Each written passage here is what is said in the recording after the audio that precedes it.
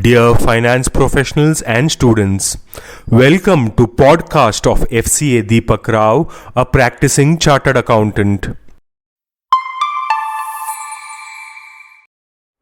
Daily news and updates for 17th August 2026. Tata leaders recently updated government officials on internal conflicts and strategic rifts within the conglomerate. Issues concerning business initiatives, appointments, and Air India's financial woes were highlighted. Following Noel Tata's visit to Delhi, speculation about leadership succession and his role at Trent emerged. The government's historical ties with the Tata Group emphasized the ongoing need for effective governance solutions moving forward. Electronics manufacturing services firm Amber Enterprises India is set to enter the smartphone manufacturing business with trial production of phones for Oppo, OnePlus and Realme expected to begin in the March 2027 quarter. The company plans to produce 8 million units in the first year of operations. Production is expected to scale to 16 million units in the subsequent year. This move aligns with Chinese brands deepening their asset-light manufacturing models in India. Amber also anticipates margin pressure in its bare-printed circuit board business.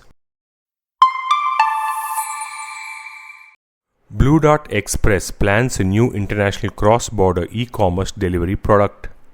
This initiative aims to capture a larger share of India's growing global trade. The company will initially focus on major e-commerce corridors with strong existing trade flows. Regulatory changes like the removal of a value cap support this expansion. Blue Dart expects this new venture to become a meaningful contributor within 5 years. The Reserve Bank of India has instructed rating agencies to refrain from categorizing it as the regulator overseeing banking deposits. This recent directive raises the possibility that these credit assessment organizations may halt the evaluation of bank deposits entirely.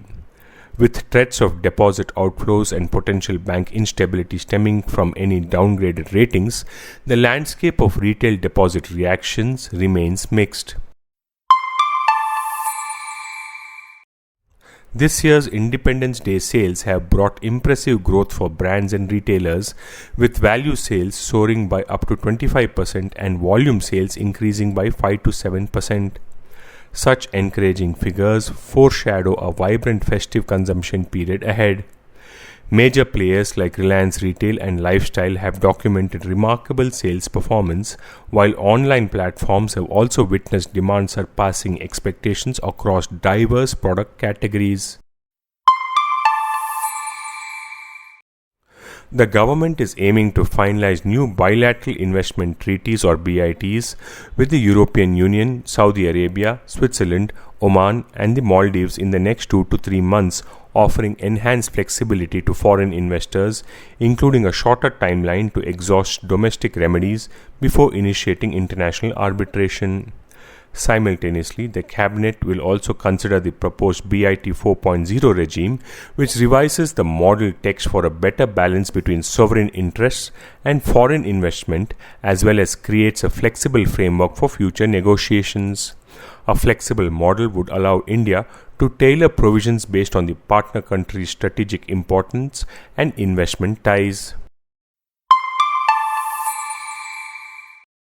With the expected credit loss or ECL guidelines set to take effect from April 2027, banks are gearing up to overhaul their data architecture to meet the Reserve Bank of India's requirements.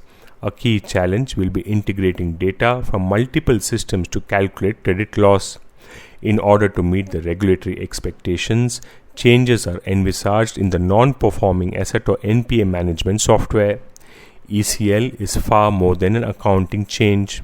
It represents a large-scale transformation across data, analytics, risk management, and technology.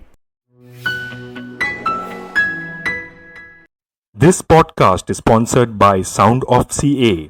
We share because we care. Vande Mataram, Jai Hind.